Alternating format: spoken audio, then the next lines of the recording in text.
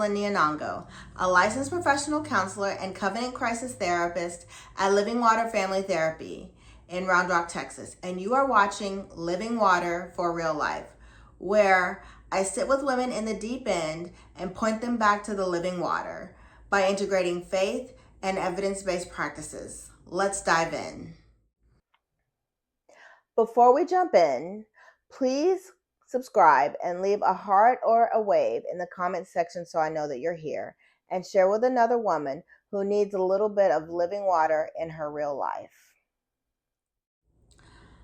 So, how many of you have ever heard or have told yourself, I'm a bad mom because I've yelled at my kids, or my house is a mess, or I just don't have the energy to do the things that I need to do right now?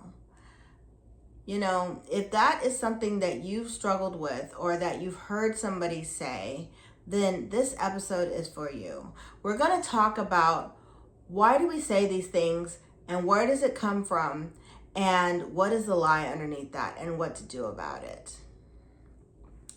So, I know that a lot of women deal with this idea that mom is supposed to be perfect. The house is supposed to be perfect. The laundry is supposed to be done, and kids are supposed to be clean all the time. The house is immaculate. The laundry is supposed to be done, and everyone's supposed to be where they need to be at the exact time that they're supposed to be there, right? No, wrong. Why? Because life actually happens, and mom has limits.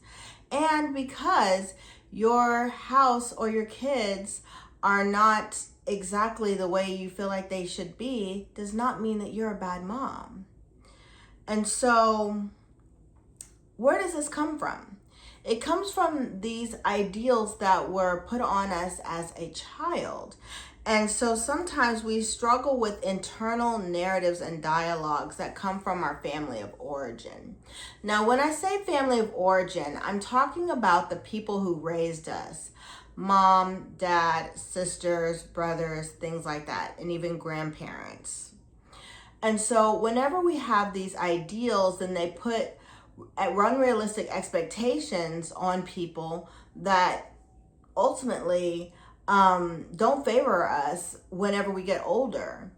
Because I know that a lot of women have this narrative of, well, mom is supposed to cook everything from scratch. She's supposed to clean. The house is supposed to be immaculate. Laundry is not supposed to pile up. And moms are not supposed to forget anything, right? Well, that's not true, because we know that moms are human too. And so we have these two ideals of moms, right? The mom who makes everything from scratch, who keeps a really nice house, and who does all of these wonderful things, but she's tired and doesn't have anything for herself, right? And then we have this other idea of mom who maybe does not do what she's supposed to do. Maybe the house is not clean. Maybe she is ordering takeout, or maybe she's just not present. But these are two very extreme ideals of motherhood. And, you know, most women are someplace in the middle. And so in those early messages of what is defined as a good mother and a bad mother are things that are put onto children whenever they're younger, and that frame what their ideal mother and or ideal of motherhood as they get older should and will look like. So, for example, you know, I know that a lot of people are on social media these days, and there is this idea of wife and mom goals, right? Where you have this wonderful mother who's wearing the 60s dress with the little apron, and she's holding a batch of cookies, right? And that's the perfect mom that everybody aspires to be, right? No. That is social media. That is not real life. Nobody should be expected to be on all the time and to not get their needs met, especially just because they have other people who rely on them. And then another thing that I hear is, oh, well, you seem like you have it all together. Oh, your mom goals. I want to be like you when I grow up.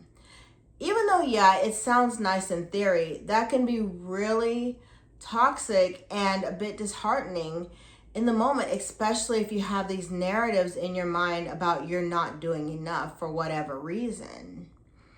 And so, and it's not evil by themselves to have these ideals, but it can be something that can bring a lot of harm to women, especially if all they're doing is pouring out for others and they're not getting poured back into themselves, and they're not putting time aside for themselves either.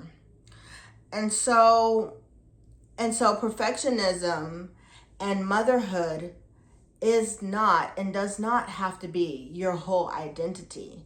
You are way more than that. And I just want to remind you of a verse in the Bible that just really spoke to me, and I wanted to give it to y'all today. And to just point you back to God's heart and what he says about motherhood and leading young. So it says, Isaiah 40:11 says, he tends his flock like the shepherd, and he gathers the lambs in his arms and carries them close to his heart. He gently leads those that have young.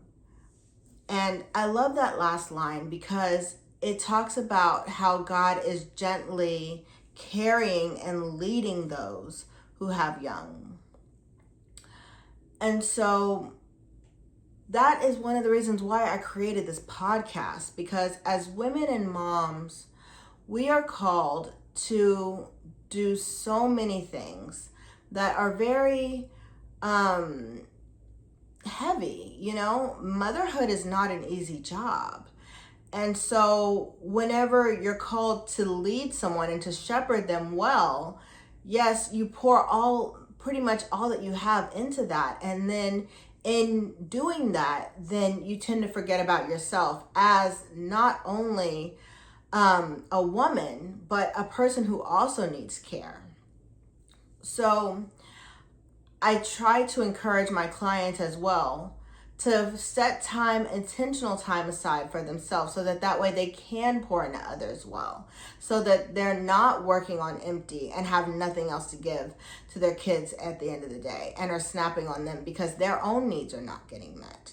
Because you cannot take care of others if you're not getting taken care of yourself. And you taking care of yourself so that you can show up well for your family does not make you a bad mother. And so I just want us to sit with that for a minute.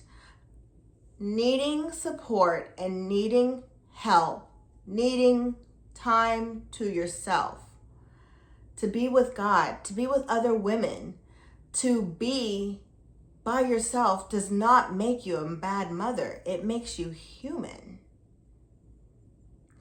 And that's the piece right there.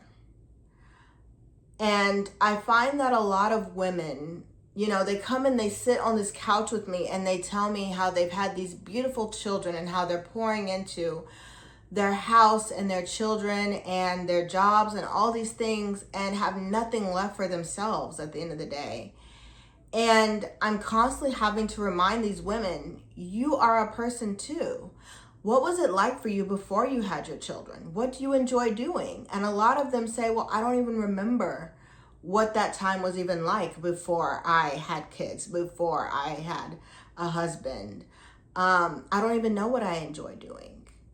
And that right there tells me that they've lost themselves in that identity. And so that's why it's so important to take care of yourself so that you can show up well for those who are depending on you. And so let's talk about why this idea of being a bad mom, if you do take time away from yourself, is a lie. Because whenever you have this idea of perfectionism, the way that it's expected in today's society, you cannot measure up to that. You would never measure up to it because It would require you to be on all day and all night and never getting any downtime for yourself to even rest. And that is not God's best for you. You also deserve to be cared for, to have rest, to have time to be in communion with God and be by yourself so that you can have something to pour into your children and your family. So the next question is, what to do when it hits, when these thoughts are so loud that, oh, I'm a bad mom, I'm failing, I yelled at my kid, I lost it, I'm just not doing well. What to do whenever these lines come up. So what you do is you stop and you pause and you acknowledge what's going on here. For example, let's say that you did yell at your kid. Okay, pause. Okay, I yelled at my kid. I know I should not have done that. So what do? I go and make a repair with my kid. I go and I tell them, okay, I'm sorry I yelled. That was not the best way for me to handle this situation. I'm sorry. Can we work on having better communication? And also, can I try again to do this better next time? And by you doing that and being intentional about repairing the fracture with their child, because every time those things happen, it creates an opportunity to make a what we call repair, which is whenever you see something that went wrong or that could potentially break the relationship, going back in and fixing it in a way to where the relationship is repairable. And it doesn't matter how old your kid is, whether they're small or they're older, there's always an opportunity to repair that relationship and build deeper trust and also safety, because whenever there's trust, there's safety. And whenever there's trust and safety, then there's opportunity to deepen and grow the relationship.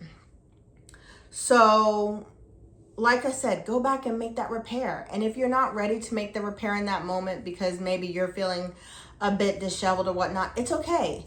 Take a 5-minute break and then go back to your child and say, okay, I'm sorry. That was not the best.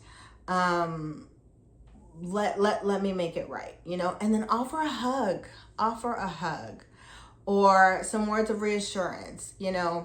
Kids tend to think that their parents are perfect, and we all know that we're not perfect. We're doing the best we can with what we have in the moment. And whenever you go back to make that repair, that creates deeper connection. And so you can also ask for help too. Like if you're not ready to go back and make that repair in that moment, that's okay. Ask for help. Ask somebody to come in and help bridge that gap. If it's a difficult conversation, ask a loved one, hey, can you come in and kind of help support me as I have this conversation? This is difficult for me. And that's also very helpful.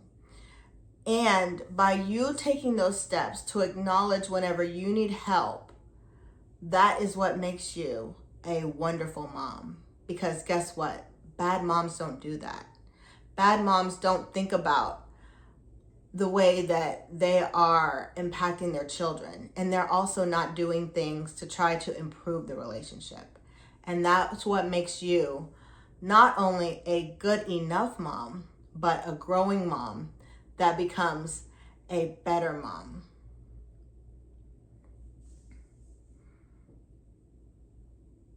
So if this episode was helpful for you, I encourage you to like, comment, and also share with another woman who you think needs a little bit of living water in their real life. And I just want to also tell y'all right now, y'all are kicking it and y'all are rocking it. And I'm just so proud of you. Yay! Woo to all the mamas, because y'all are rocking it. And I thank you so much for joining me for this episode of Living Water for Real Life. My name is Roslynn, and I'll see you next time. Bye. If today's topic was helpful for you, and you would like to learn more about working with me in person or virtually at my Round Rock office, visit www.livingwaterfamilytherapy.com. See you there.